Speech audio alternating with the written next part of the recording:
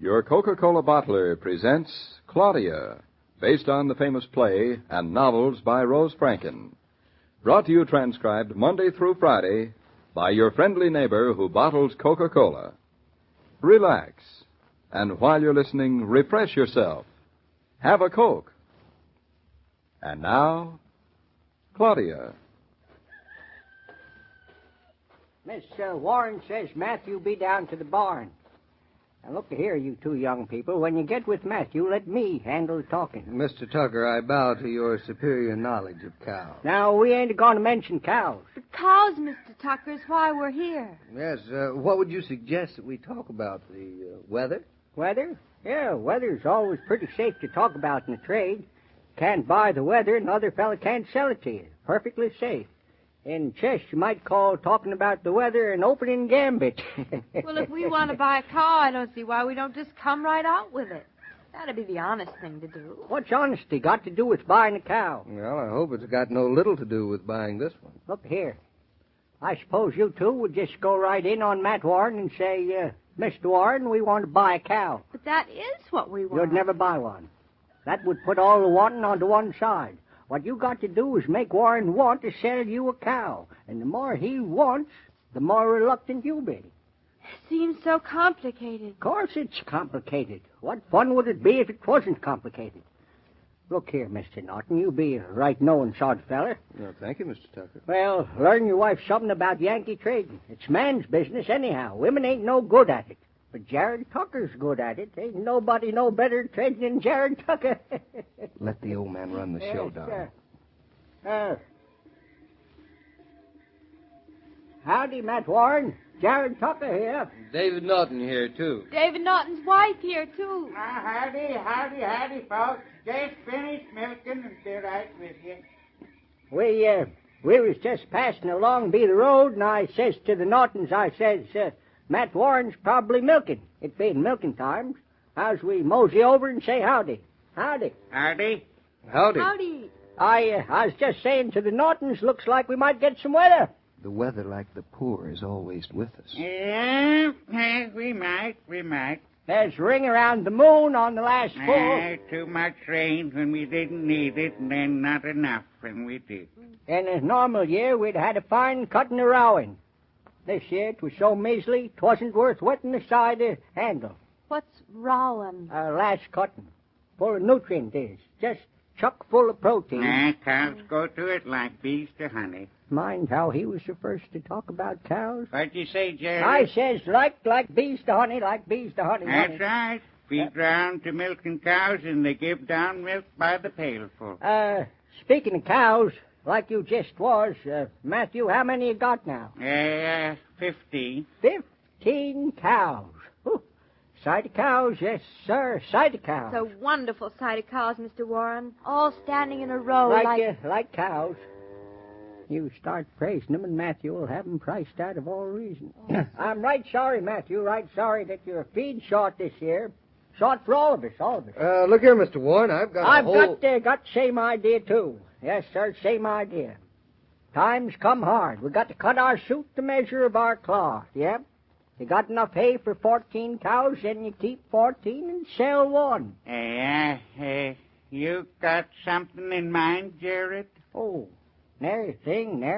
I was just, generalizing, Matthew. You be the kind of man, Jared, that seldom generalizes without self-interest. You aiming to buy a cow? What would I be doing with another cow, Matthew? Oh, look, Mr. Warren, we've got in our barn. Matthew, these two young people be so generous and open-handed, they'd probably offer to give you their hay. Well, that'd be right generous, but I'm afraid it wouldn't help me none. The way I see it, I got enough hay for 12 cows, and being as I got 15, your little would help, but it wouldn't help enough. Matthew, I got a sudden idea. Slow or sudden. Your ideas are always expensive to the other fella. Well, what you got in mind? Well, I got in mind that a little trading is in order. What you got to trade, Jared? Advice, Matthew, and maybe a little something more. I'll do without the advice.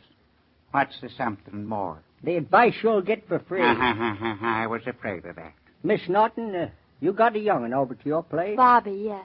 A young tyke that likes to drink a passel of milk, I'll warrant. Milk's expensive as all get out, too.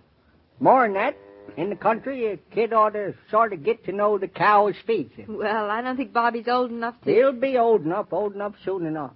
Besides, you be good neighbors, and what kind of neighbors would you be if you wouldn't put yourselves out to help old Matthew Warren? Now, look, it ain't their health I'm a-worrying about. Thank you all the same, Mr. and Mrs. Naughton. It's your health, Jerry, that I really worry for. Me? I ain't in this stall. No, not so as I can see yet. But you will be before we're done. Matthew, you're an untrusting sort of man. Now, we've traded before. That's what I'm a-remembering of.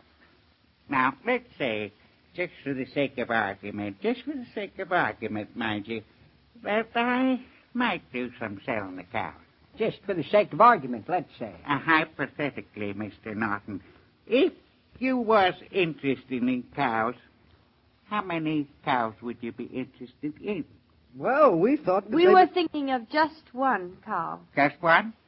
Just one. Just one.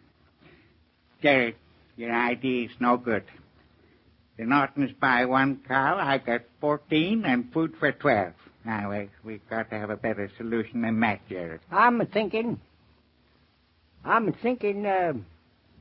Miss Naughton, you sure you wouldn't be able to use 3 cows? Oh, I'm not too sure we'll know what to do with one. And anyway, we wouldn't have enough feed for the 3. Oh, yes, not enough feed. That's flying the ointment, Matthew. We've been talking off on a tangent. We've been talking about cows, but cows ain't your trouble. It's feed is your trouble. Jerry, Eastbrook should have sent you to Congress. That's the kind of fool talking that's got this country into the mess with it. What kind of a mess are we in? I ain't got enough feed for my cows. That's mess enough. And that's the fault of the Continental Congress, I suppose. Here I am trying to help you out, and you're hooting and hollering about the government. I ain't hooting and hollering about nothing. Yes, you be. And if you don't be fewer words, you're apt to sour my milk of human generosity. Your milk of human generosity has been sour for years. I'll show you how sour it be. I ain't got too much feed to spare. But if, for the sake of argument, you was to sell a cow to Mr. and Mrs. Naughton, I might say, be able to scrape up enough hay for 2 cows for you. How much? How much what? How much hay? Oh, I know as well as you do, Jerry Tucker, how much hay 2 cows will eat of a winter. What I want to know is how much you'd charge. Oh, if you was drowning, you'd probably ask the price of straw. I would, if you were selling the straw. We've traded before, Jared. Well, we bein' trading now. I'm trying to do you a favor, and you're being mundane and eleemosynary. And any hay I sell to you, I'd sell at $6 under the Boston market that day. Fair, as far as I can see. But I'd like to see further.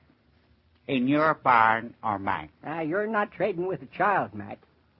In my barn, of course. My truck or your truck? Your truck. Who needs this hay, you or me? You lend me a hand with it? At the price I'm charging? No. Wouldn't have no respect for myself if I did. But I'll tell you what I will do. Completely outside of this deal, and because we're old friends and neighbors, I'll work right alongst with you. Well, it couldn't be more generous. Who sweetens the bargain? The feller that wants it most. And I'm looking at him. Your hay's good quality as mine? Well, let me see yours. Step right over here to the foot of the mound, and I'll show you. All right, I'll go and take a look at it. My head is swimming. Mine's a little confused. I guess we're not very good Yankees. We're just learning the rules of the game. Those 2 old codgers are having a wonderful time. Say, David, what do you mean by sweeten the bargain? After 2 Yankees have reached a bargain, they begin all over again to see who sweetens it. Sweetens with what? In the old days, sometimes with rum. Oh. Just a little something extra so everybody's happy. So they both get the taste of trading out of their mouths. There's my difference between your hay and mine, Matt. My hay'll run better. Well, the bargain is the Naughtons buy 1 cow, and you sell me 4 tons of hay on the terms aforestated. If what? If the Naughtons find a cow they like, and if the cow they like's priced at the price they like. If after we've all slept on it, we still like the bargain. Well, I'm sure that Mr. Warren and I... Sure, yes, and I'm sure, too. Howsomever, wise men proceed in these matters cautiously. But, Mr. Tucker... But there ain't no buts about it. You two young'uns being sharp enough to trade with either matter me. Just to keep our hands in, we might trim you. Howsomever, you and Matthew are boundary neighbors. Whatever happens, you both got to be so satisfied you won't never have no sharp feelings between you. Yeah. David, look at the time. We'll be late for supper. Mama will be worried. Mrs. Naughton, it's too late for more trading anyway. We'll talk about it tomorrow, neighbors. Well, all right. Will you be coming along with us, Mr. Tucker? Coming along with you? No, I'm afraid we talked and gabbed so long. But Matthew here's late with his chores. Uh-huh. I guess I better stay along and lend him a hand now. I'll be seeing you two tomorrow. Good night, you two young men. Good night. Good night, Mr. Warren. When I tell all this to Mama, I know it won't make one iota of sense. First we have a cow, and then we don't. And then we'll talk about it some more tomorrow. And they're pretending to be so sharp and shrewd and grasping, down underneath so honest and generous. I'd hate to be still cutting my eye teeth and have to deal with either one of them alone, though. Sort of like a game between them. A game? Trading is their Yankee kinds of life's blood. Their bread and their meat. Trading to a Yankee is like opera to an Italian, or bullfighting to a Spaniard, tea to an Englishman, haggis to a Scotchman. David, what is a haggis? Haggis is it's a... David, look at that moon. What would it be worth your while to trade me a kiss? Why, you little Yankee, you. You can't keep at any job hour after hour and give it your best effort, whether it's housework, shop, office, or factory work. An occasional pause is bound to be relaxing, especially if that pause includes ice-cold Coca-Cola. You'll find it's a good idea to keep a supply of Coke on ice, so that its delicious refreshment can help you work refreshed at any time. Hi there, Mr. King. Tucker here. Well, Mr. Tucker, good to see you. You look mighty pleased with yourself about something. Just doing some trading. Always feel good when I'm trading. Oh, did you and the Naughtons buy a cow? Oh, not yet. But we be in the process of. We got Matthew Warren licking his chops and drooling at his mouth.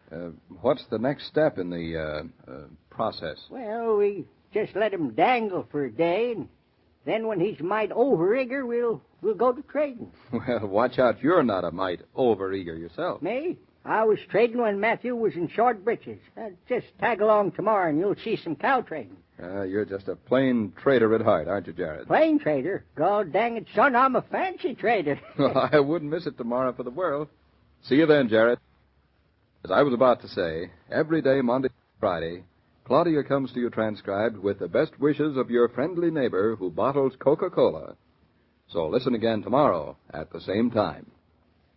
And now this is Joe King saying au revoir. And remember, whoever you are, whatever you do, wherever you may be, when you think of refreshment, think of Coca-Cola. For Coca-Cola makes any pause the pause that refreshes. And ice-cold Coca-Cola is everywhere. These broadcasts are adapted for radio by Manu Starr. The entire production is supervised and directed by William Brown Meloney.